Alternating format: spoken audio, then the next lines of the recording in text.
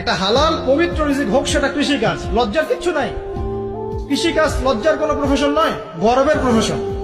কারণ আল্লাহ পাক বহু নবীকে রাখালি করিয়েছেন, পশুপালন করিয়েছেন। জানেন, মুসা আলাইহিস সালামকে আল্লাহ পাক পশুপালন করিয়েছেন 8 বছর 10 বছর।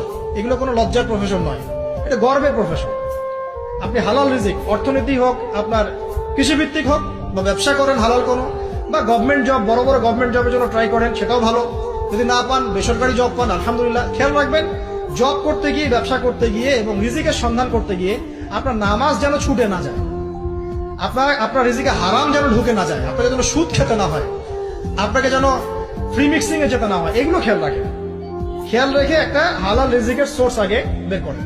প্রয়োজন উদ্যোক্তা হন, নতুন কিছু উদ্যোগ গ্রহণ করেন, উদ্যোক্তা হয়ে নিজে কিছু প্রতিষ্ঠা করে দেখান, এমন কিছু করেন। এরপরে আপনি বিয়ের ফিকিরটা করেন। রিজিকের ব্যবস্থাটা আগে করে নেন, তারপরে ওদিকে যান।